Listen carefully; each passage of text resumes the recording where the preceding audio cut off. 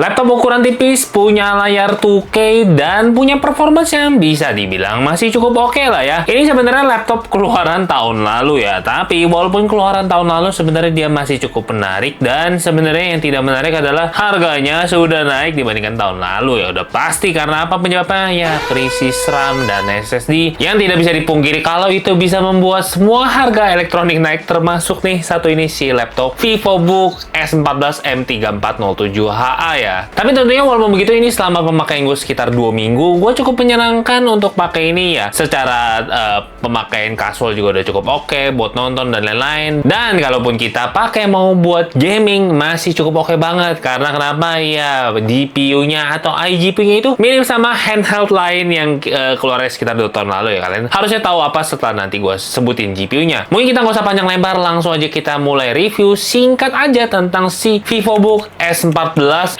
M3407HA. Kita mulai dulu dari spesifikasi prosesor itu sendiri. Kalau untuk prosesornya itu dia pakai AMD Ryzen 7 260 ya. Untuk konfigurasi CPU-nya itu sendiri dia pakai 8 core 16 thread, dan untuk clock speed-nya itu bisa sampai 5,1 GHz ya. Fabrikasi ini udah 4 nanometer, dan untuk NPU-nya dia tentu aja udah punya NPU. Itu dia pakai AMD XDNA NPU ya, atau sampai 16 TOPS. Untuk GPU-nya kalian harusnya tahu nih, ini dia pakai AMD Radeon 780M yang kalian harusnya tahu ya, ini dipakai di banyak handheld konsol yang keluarannya biasa barengan sama Z1 Extreme ya. Dia pakai iGPU sama, dan tentunya ini performanya bisa dibilang masih cukup bagus banget. Untuk konfigurasi RAM dan SSD sendiri, dia RAM 16 GB LPDDR5, dan untuk storage-nya itu sendiri dia 1 TB pakai M2 NVMe 4.0. Tentunya dengan joron dalaman kayak gini sebenarnya bisa dibilang ini masih cukup oke banget kalau kalian mau pakai pemakaian kasual atau untuk gaming berat ya buat nonton. Ya itu ya cukup oke banget kok. Yang kita akan langsung bahas aja tentang layarnya. Kalau untuk layarnya sendiri dia ukurannya 14 inch, punya resolusi 2K WUXGA atau 1200 x 1200 pixel. Ini panelnya sayang sekali pakai yang IPS level ya. Walaupun begitu, panelnya masih cukup bagus banget untuk dipakai untuk buat nonton dan lain-lain, itu masih oke kok sebenarnya. Nggak terlalu buruk-buruk banget lah ya bisa dibilang. Tentunya menariknya layarnya ini juga udah dilengkapi teknologi anti glare display ya. Jadinya tentunya kalau kita pakai buat nonton misalkan ada pantulan layar dari atas ataupun dari outdoor, itu lebih minim pantulan, jadinya kalian nggak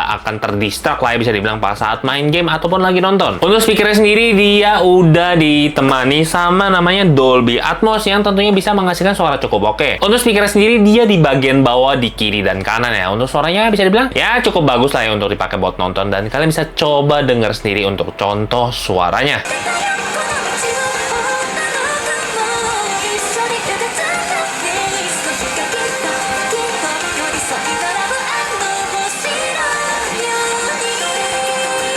Untuk baterai sendiri dia 70 watt hour yang tentunya diklaim bisa sampai 20 jam nih. Chargingnya sebenarnya di boxnya itu dia ada chargingnya batangan yang gua nggak keluarin dari boxnya. Menurut gua itu tidak perlu pakai karena kenapa? Dia udah dukung sama USB Type-C dan bisa charging sampai PD 65 watt ya. Untuk pengetesan charge-nya sendiri itu gua selama pengetesan itu untuk charge sampai full itu butuh waktu dari sekitar 15% itu 1,5 jam aja itu udah full, dan untuk pemakaian baterainya juga bisa dibilang cukup awet, dan gua akan kasih skenario beberapa pemakaiannya. Untuk pemakaian YouTube selama 30 menit itu baterai cuma berkurang 6%. Ini gue pakai brightness di 50 dan volume juga 50. Kalau kita mainin di game-game yang berat ya, nanti gue akan jelasin juga, itu juga ada baterai skenario ya. Tapi kalau untuk YouTube selama playbacknya itu ya bisa dibilang bisa bertahan hampir sekitar 7-8 jam ya sebenarnya kalau untuk pakai YouTube playback selama 1080p. Untuk bodinya sendiri bisa dibilang ini cukup tipis ya. Ini merupakan salah satu nilai jual dari sebuah VivoBook ya. Tentunya laptop ini dirancang banget buat mobilitas kalian yang mau tinggi, yang nggak perlu mau bawa laptop yang terlalu berat, karena beratnya hanya di 1,4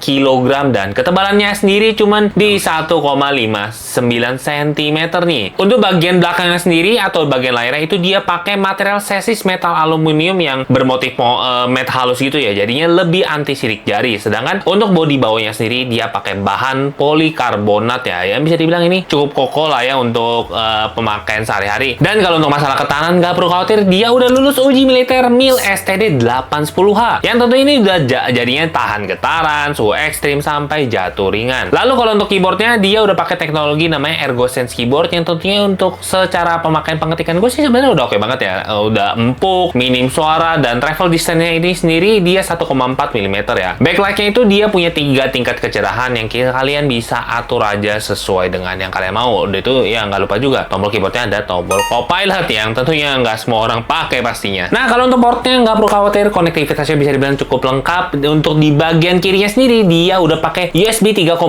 Type-C Gen 2 dan ini dia ada 2 biji ya, yang satu di bagian paling ujung dan satu lagi di tengah. Dan untuk di tengah-tengahnya di USB-C ini dia ada satu port HDMI 2,1 dan juga satu port Type A USB 3,2 Gen 1 ya, yang tentunya kalau kalian mau transfer biar lebih cepat ya ini bisa berfungsi dengan baik kok. Untuk USB 3,2 juga ini kita bisa pakai untuk display out kalau kalian mau colokin ke monitor. Nggak lupa juga kalau dia masih punya jack audio 3,5 mm ya, jadi kalian nggak perlu khawatir kalau kalian mau pakai headset masih bisa kok di sini. Kalau untuk di bagian kanannya sendiri ini simple aja ya, ada satu port USB 3,2 dengan Type A Gen 1. Udah itu dia ada 2 lampu indikator, satu running indikator, satu juga itu baterai indikator kalau lagi di charging. Jadi kalian bisa langsung lihat kalau untuk udah penuh ataupun ya lagi nge-charging lah ya. Untuk konektivitas Wi-Fi-nya, Wi-Fi udah pakai Wi-Fi 6 dan Bluetooth-nya juga udah pakai 5,3 ya. Kalau untuk bagian trackpad-nya menurut gue ini biasa aja ya, selama pemakaian gue ya seperti laptop pada umumnya dan gue cukup suka aja pakai, nggak ada yang kurang, nggak ada yang lebih juga. Nah untuk webcam sendiri dia ada di bagian atas dan dia ada privacy shutter ya. Jadi kalau kalian misalkan nggak mau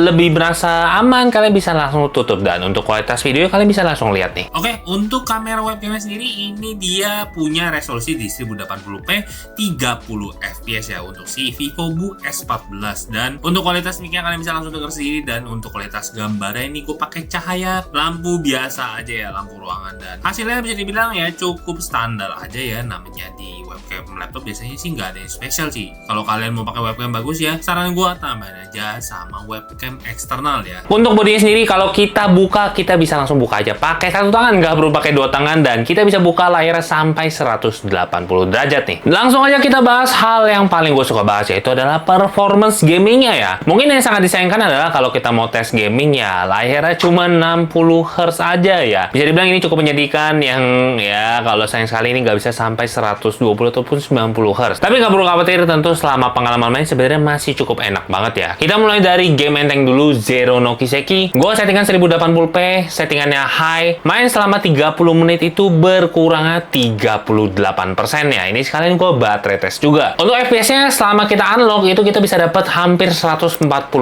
FPS ya, ataupun ini maksimal dari gamenya itu sendiri. Kadang suka drop ke 133 ya, tapi di laptop ini kayaknya nggak terlalu ngefek lah ya. Namanya juga cuma layar 60 Hz, ya begitu aja jadinya. Lanjut ke game enteng selanjutnya di Stardew Valley. Main selama 30 menit itu berkurangnya 25% dan FPS-nya ya normal aja ya, dapat di 57 sampai 60 FPS ya. 57 ini jarang banget sih terjadi kalau misalkan ya lagi pindah scene ke tempat baru atau lagi renting banyak, tapi mostly itu dia nih 60 FPS. Lanjut ke Coral Island. Coral Island main selama 30 menit berkurang 40%. Ini gue taruh settingannya di high. FPS-nya itu dapat di 38 sampai 42 FPS. Tapi memang kadang itu dia suka ngedrop ke 28 kalau dia lagi ada full rendering, lagi ada banyak warna ataupun banyak item lah ya lagi di kebun gitu, itu baru suka ngedrop. Tapi abis itu mostly kalau kita udah jalan ke world-nya ataupun ke tempat-tempat lain itu dia jarang ada turun sih sampai separah itu. Trails in the Sky First itu gue main 30 menit juga berkurang 40%, settingannya gue taruh di low. Untuk FPS-nya sendiri dia masih dapat di 34 sampai 38, tapi kalau lagi ada full rendering itu kadang suka ngedrop di 28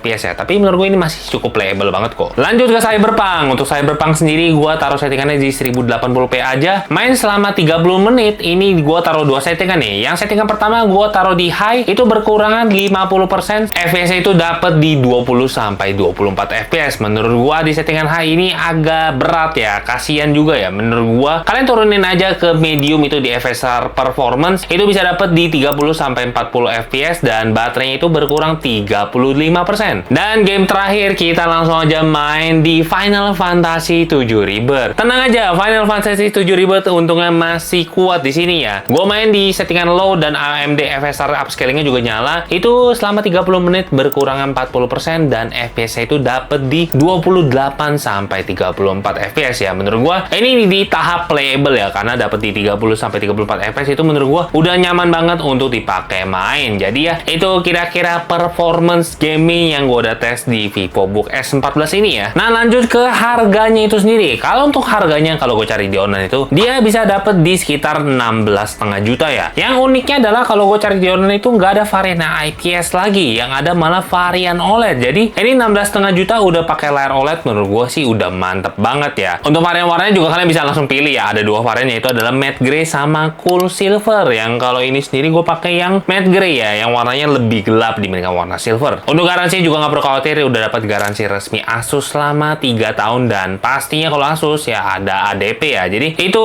udah nggak perlu dikhawatir lah ya. Kalau kalian ada kenapa-napa ya Asus juga cabangnya udah ada banyak di mana-mana. Oke, jadi itu dia review singkat aja ya. Gue udah lama banget nggak review laptop. Semoga udah bisa menjelaskan semua, dan karena biasanya gue bahas handheld gaming, untuk bahas laptop ini gue juga lebih fokus ke performance gaming aja ya. Yang secara performance gaming kalau gue pakai itu udah cukup enak kok. Oke, selama permainan ya bisa dibilang hampir playable untuk game-game berat. Tapi kalau untuk game-game enteng mah udah pasti dibahas lah, nggak perlu khawatir kalau untuk itu. Mungkin salah satu minus yang gue temukan di sini adalah ini laptop kipasnya lumayan berisik ya. Yang tadi gue belum sebutin, tapi memang ini kipasnya kalau lagi main game berat lumayan berisik, dan kalau lagi charging juga kayaknya dia kalau lagi charging 65 watt itu bisa bikin suara kipasnya juga agak kencang ya. Itu mungkin salah satu hal yang gue notice kalau untuk masalah VivoBook ini. Jadi gimana? Apakah kalian sudah tertarik untuk beli laptop setipis ini ya? Kalau kalian mau cek ya ada link affiliate di bawah, dan ya semoga ini bisa membuat kalian bisa memilih laptop tipis ringan yang masih punya performance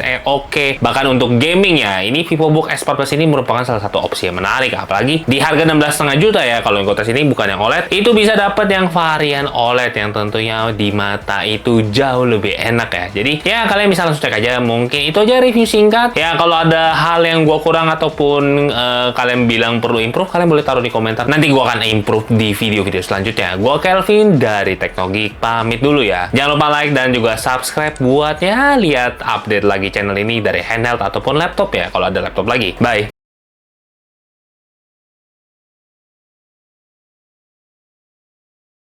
Parah berarti. Iya, karena ini kan Lannister-nya kita tahu ada si Tywin Lannister, terus ada si Jon Snow, terus ada Daenerys, ya kan, yang disuruh apa ban over sama Khal Drogo, ya kan, di pinggir laut, ya kan.